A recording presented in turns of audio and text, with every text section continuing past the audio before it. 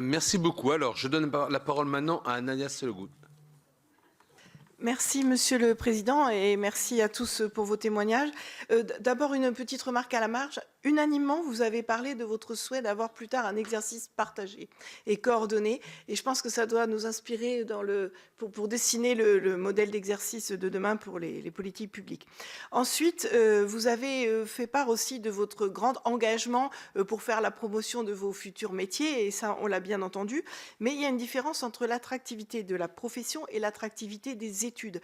Parce que même si vous faites la promotion d'une part de vos futurs métiers, mais que d'autre part, le message qui est envoyé, c'est le message de la souffrance pendant le cursus. Vous avez tous parlé de burn-out, des études de médecine qui peuvent aller même éventuellement très loin. C'est quand même dissuasif pour les jeunes, même si le métier leur plaît après.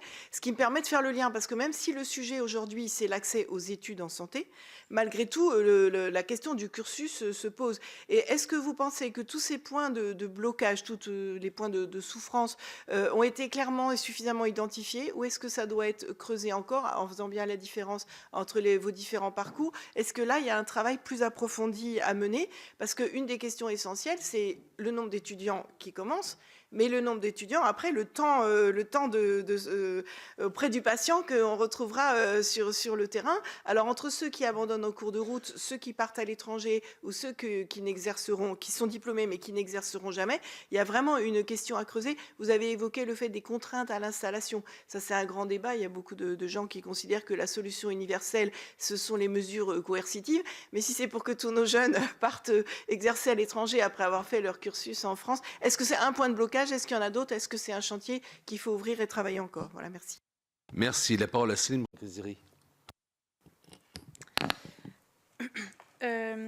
Alors, donc par rapport à la première question vis-à-vis de l'attractivité des études, je pense qu'effectivement les études de santé sont assez connotées pour être des études dures, compliquées, des études exigeantes et longues. Cependant, il y a beaucoup de personnes qui se posent la question d'envisager de faire des études de santé quand même dès le lycée. Et il ne faudrait pas qu'on arrive au point où ce mal-être étudiant, ces burn-out que l'on peut retrouver dans les études de santé freinent les étudiants à faire des études de santé. On a besoin de professionnels de santé. Et donc le problème, c'est pas de mieux prévenir les étudiants sur tout ce qu'ils vont endurer pendant leurs études. Le problème, ce serait de faire en sorte que ces études remplissent mieux les conditions de bien-être étudiant pour tous. Donc, je pense qu'ils ont conscience de cette difficulté-là, qu'ils essaient de s'entraider, que ce soit les associations étudiantes, les tutorats, etc. Il y a de l'accompagnement qui est mis en place pour les étudiants. Et il faut persévérer ces efforts-là. Et voilà, je pense que oui, il y a une part d'abandon en fonction des filières qui peut varier, mais une part d'abandon pour les étudiants pour ces raisons-là, ce qui est vraiment ce qui est déplorable, puisque l'étudiant qui se lance dans ces études-là ne devrait pas avoir à les arrêter pour son bien-être, quand dans d'autres filières, il n'y a pas forcément autant de problèmes vis-à-vis de ça. Pour les mesures, par rapport aux mesures coercitives d'installation, nous, notre profession de chirurgien dentiste est assez touchée par ces mesures-là et nous sommes contre ce modèle coercitif. Nous voulons garder la liberté d'installation des néo-chirurgiens dentistes diplômés.